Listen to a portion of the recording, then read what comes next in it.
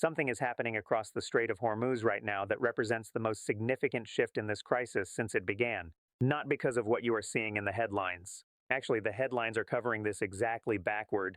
Before this video proceeds further, here are the specific anchor points that the analysis ahead will document and connect. United States Navy. Arleigh Burke-class guided missile destroyers operating under the Project Freedom operational framework have completed surface combatant entries into the Persian Gulf through the Strait of Hormuz, transiting waterways that Iran had declared subject to mandatory coordination with Iranian maritime authorities since the commencement of the broader war on February 28, 2026. The transits were conducted without the coordination Tehran had required, in direct disregard of the Iranian transit conditions that the regime had publicly framed as non-negotiable. Two United States-flagged merchant vessels have completed straight transits under the layered defensive umbrella that United States Central Command Commander Admiral Brad Cooper publicly described in his press briefing. 6 to 7 Islamic Revolutionary Guard Corps Navy small boats that sortied to interfere with the transits were destroyed by United States Navy attack helicopters operating at standoff ranges. Iranian cruise missiles launched against both United States Navy destroyers and the protected merchant vessels were intercepted before reaching their targets. The Iranian Foreign Ministry, the Supreme National Security Council, and the Islamic Revolutionary Guard Corps had publicly committed to treating any unauthorized military transit of the strait as a violation of Iranian sovereignty that would trigger commensurate kinetic response against the violating force. The commensurate kinetic response did not occur. Tasnim news agency, citing unnamed military sources, had warned that any foreign military force, especially the United States, that approached or entered the strait would be targeted. The targeting was attempted at the limits of Iranian operational capacity and was defeated. Iranian Major General Ali Abdullahi had publicly committed Iranian forces to defending the strait against precisely the action that has now been executed.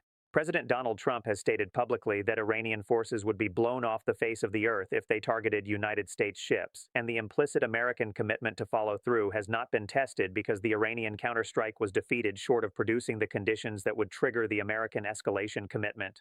Each of these anchor points connects to the others in a single coherent pattern, and the pattern reveals what the headlines have not yet captured. The commercial press is reporting these developments as a successful American naval operation that broke an Iranian closure of the strait, as a demonstrated American capability to enforce freedom of navigation in contested waters, as the operational expression of the broader Trump administration policy of maximum pressure against Iran. That framing is not just incomplete.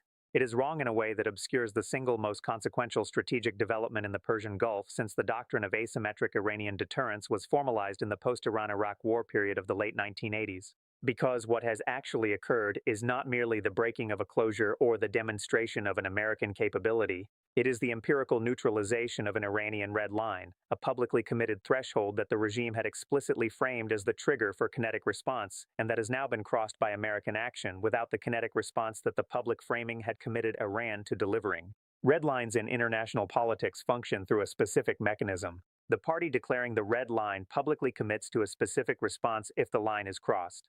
The credibility of the commitment derives from the public declaration itself, because the declaring party stakes its reputation on following through, and the failure to follow through imposes reputational costs that exceed the costs of the original threatened action. Adversaries observing the red line make their decisions based on their assessment of whether the declaring party will actually follow through.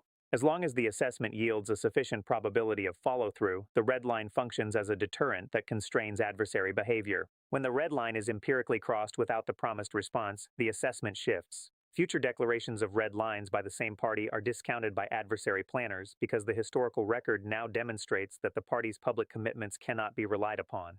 The Iranian red line on strait transit has now been empirically crossed without the promised response.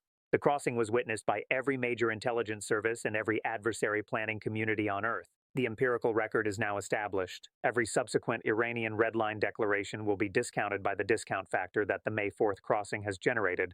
The question that matters is not whether the specific Project Freedom transit succeeded. The question is what the empirical neutralization of the Iranian red line architecture means for the entire structure of Iranian regional deterrence and what it means for every adversary planning community that has been observing the demonstration. The answer to that question reveals why the operational foundation of Iranian coercive diplomacy has just fundamentally broken. To understand what has actually happened, you have to understand the specific role that red line declarations have played in Iranian regional strategy since the consolidation of the Islamic Republic's regional posture in the 1990s and 2000s. The Iranian regime has historically operated through a structured hierarchy of declarations.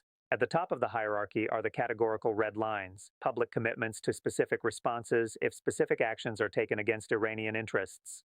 The categorical red lines have included the closure of the Strait of Hormuz in response to any military action against Iranian oil infrastructure, the targeting of American forces in response to American strikes on Iranian territory, the activation of the proxy network in response to direct American or Israeli operations against Iran, and the use of the conventional ballistic missile arsenal in response to attacks on critical Iranian state assets. Below the categorical red lines are the contingent commitments, public declarations that specific Iranian responses would follow specific adversary behaviors, but with sufficient ambiguity to allow Iranian decision-makers operational flexibility in how the responses would be implemented.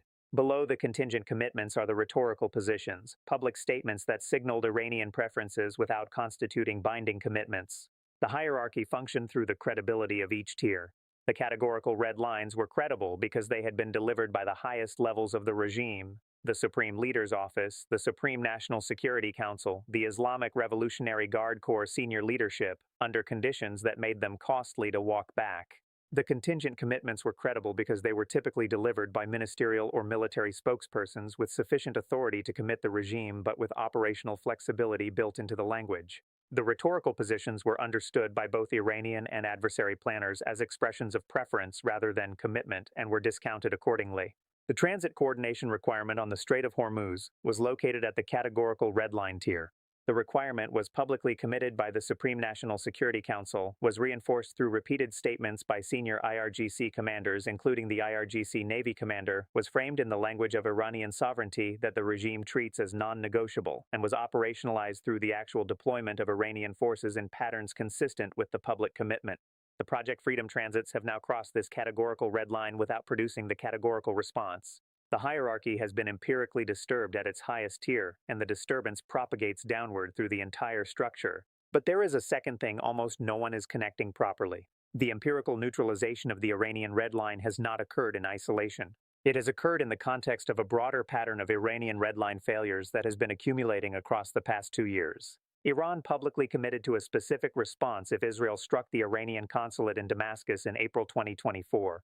The response was delivered through the April 13th missile and drone salvo, but the salvo was substantially defeated by the integrated Israeli air defense architecture, producing the empirical demonstration that the Iranian response capability was below the level required to deliver the threatened consequences. Iran publicly committed to a categorical response if Israel conducted ground operations against Hezbollah in Lebanon. The ground operations occurred. The Iranian response was the October 2024 missile salvo, which was again substantially defeated by Israeli defenses. Iran publicly committed to a categorical response if Western forces struck Iranian nuclear facilities. The strikes occurred on February 28, 2026. The Iranian response has been the broader pattern of attacks across the regional theater, but the empirical record indicates that Iranian operations have not delivered the categorical consequences that the original commitments had implied.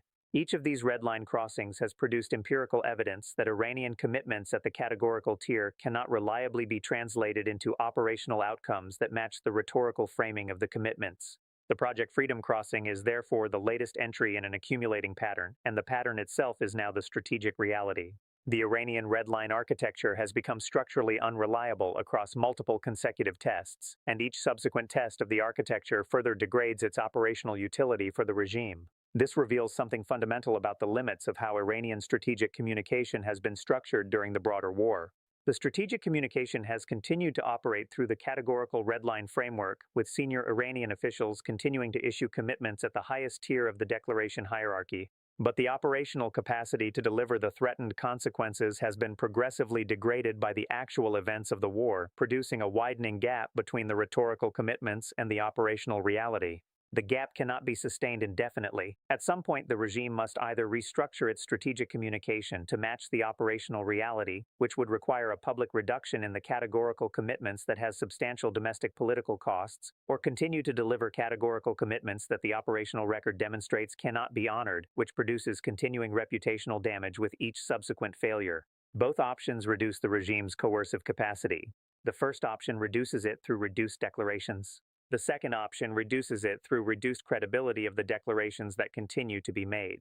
The first thing you need to understand to make sense of the strategic implications is the specific concept that game theorists refer to as the audience cost. The audience cost is the reputational penalty that a state pays when it fails to follow through on a public commitment, with the penalty calibrated to the seriousness of the original commitment and the visibility of the failure. The audience cost theory predicts that states will be cautious about making public commitments because the costs of failing to follow through can exceed the immediate costs of taking the action the commitment was designed to deter.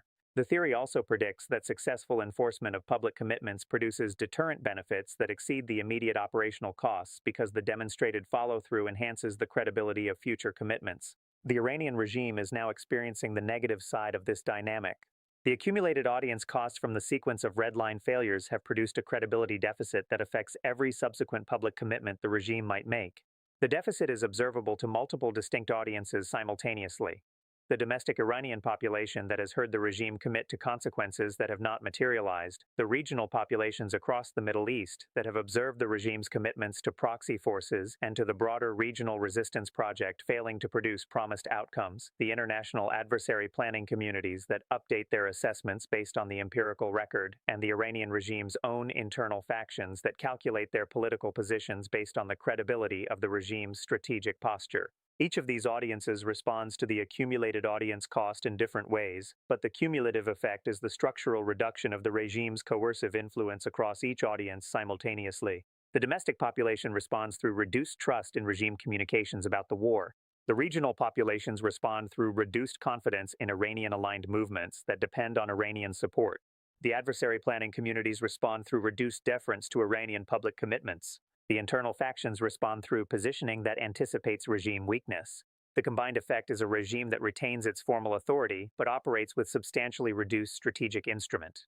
The second thing the Western press is missing is the specific interaction between the empirical neutralization of the Iranian red line and the broader institutional dynamics inside the Tehran regime that have been described in previous analyses, including the convergence collapse and the regime fracture documented by the Ghalibaf resignation. The institutional capture sequence that has placed the IRGC under Commander Ahmad Vahidi in operational control of the regime's strategic decision-making has produced specific consequences for the regime's capacity to deliver on red line commitments. The IRGC's institutional incentives favor maintaining the categorical commitments because those commitments justify the IRGC's centralization of authority within the regime. But the IRGC's operational capacity to deliver the consequences threatened by the commitments has been demonstrated through the past several months to be inadequate to the rhetorical framing.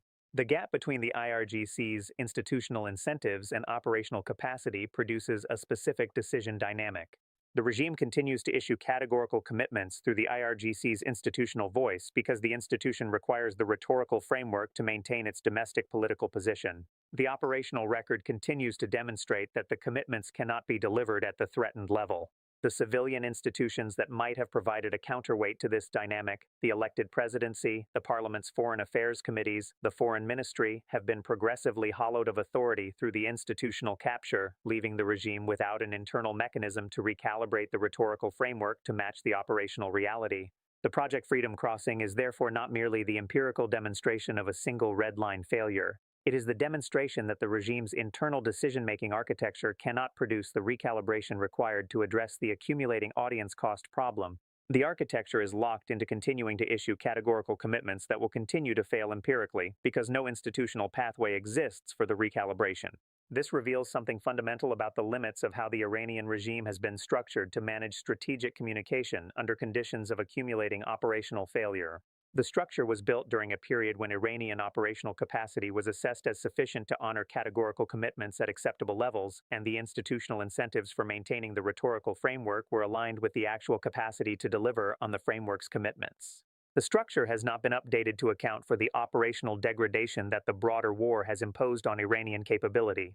The structural mismatch will continue to produce empirical failures of categorical commitments across whatever time frame the war continues, and the cumulative audience cost will continue to accumulate. This reveals something fundamental about the limits of the deterrent architecture that the Islamic Republic has constructed since its founding. The architecture has rested on the proposition that public commitments by the highest tier of the regime would impose costs on adversaries sufficient to deter the actions the commitments were designed to deter. The proposition was empirically supported during periods when Iranian operational capacity was less constrained and when adversary planners assessed Iranian commitments as reliable. The proposition has now been empirically refuted across multiple consecutive tests, and the refutation is generating consequences that the proposition's framework cannot accommodate.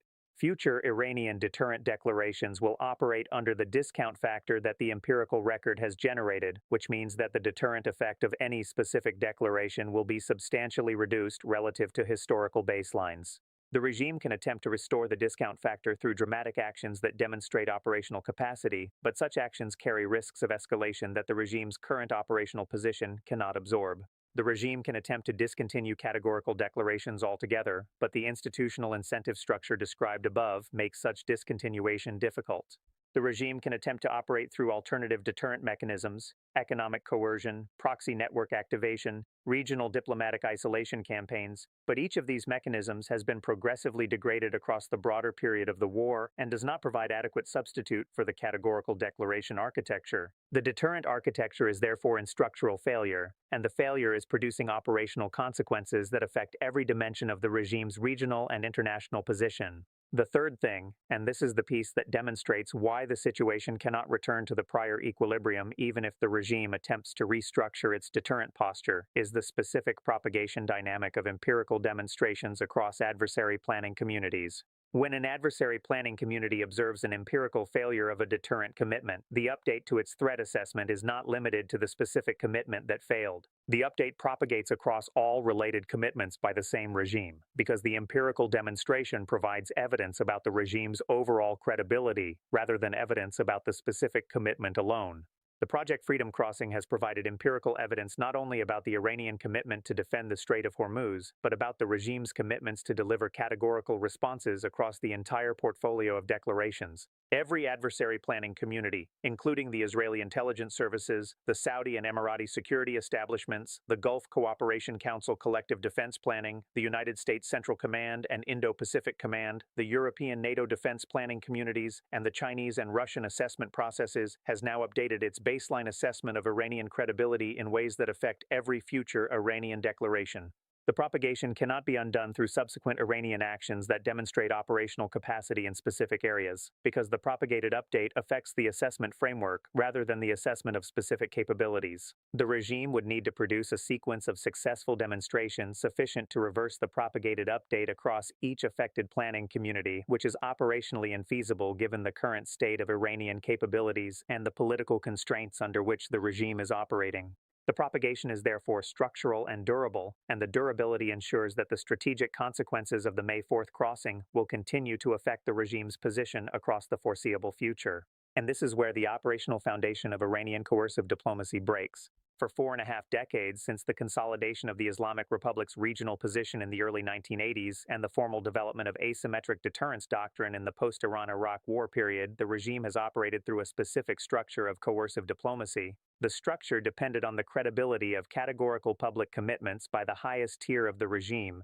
the operational capacity to honor those commitments at sufficient levels to produce deterrent effect, the institutional alignment between the political incentives for maintaining the rhetorical framework and the operational reality of the regime's capabilities, and the propagated reputation across adversary planning communities that Iranian commitments could be relied upon at the rates that justified deference to those commitments. Every element of this structure has now been compromised.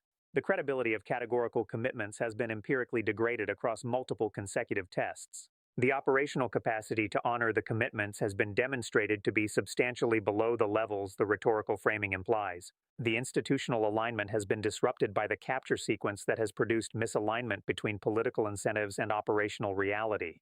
The propagated reputation has been updated across adversary planning communities in ways that the regime cannot reverse through any feasible sequence of actions.